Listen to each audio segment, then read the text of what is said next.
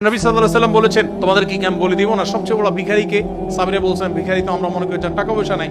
নবী বলেছেন, না, টাকা পয়সা আজকে নাই কালকে আসবে, এটা চূড়ান্ত ভিখারি না। চূড়ান্ত ভিখারি হলো যে নামাজ পড়েছে, রোজা রেখেছে, দাড়ি রেখেছে, টুপি রেখেছে, ওয়াজ করেছে, ওয়াজ শুনেছে, কোরআন তেলাওয়াত করেছে, হজ উমরা করেছে, দান সাদাকা করেছে, মানুষের সেবা করেছে, বাট কোন মানুষের অধিকার নষ্ট করেছে।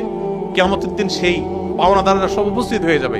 সেদিন তো আর মানুষ ক্যাশ টাকা নিবে না, তার আমল বিনিময় হিসাবে নিতে নিতে নিঃস্ব হয়ে সে জাহান্নামে নিক্ষিপ্ত হবে। ছোটবেলায় চুরি করেছি, মানুষের নানাভাবে ক্ষতি করেছি, এখন ওই মানুষ আর পাই না, তার জন্য তওবা করেছি, যাদের হক নষ্ট করেছি তাদের জন্য কি করব?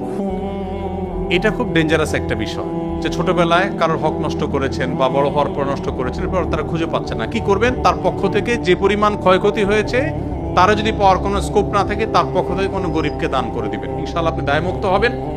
তবে যদি কারোর সম্মানহানি করেন, ফিজিক্যালি কাউকে অ্যাটাক করে থাকেন, আপনারা ছাত্র মানুষ, রক্ত গরম থাকে, জেনজি প্রজন্মের মানুষ, রিকশাওয়ালার সাথে চুন থেকে নুন করছে, দিছেন কষায় একটা, মাস্তানি করে বসলেন, বেচার অপরাধটা ছিল 100 ওজনের, আপনার শাস্তি হয়েছে 200 ওজনের।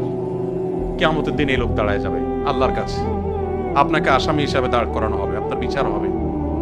দুনিয়াতে এই লোককে আপনি আর হয়তো কোনোদিন খুঁজে পাবেন না। এটা খুব ডেঞ্জারাস। এই জন্য ভাইরা, তারুণ্যের এই চঞ্চলতা যেন আপনাকে অপরাধ, বিশেষ করে মানুষের প্রতি অন্যায় করতে কখনো প্ররোচিত না করে।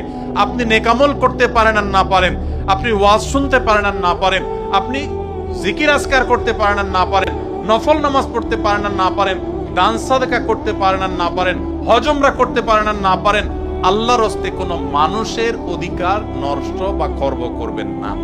এই চেতনা যদি আপনার ভিতরে ধরে রাখতে পারেন, জান্নাতের পথ ইনশাআল্লাহ সুগম এবং সহজ।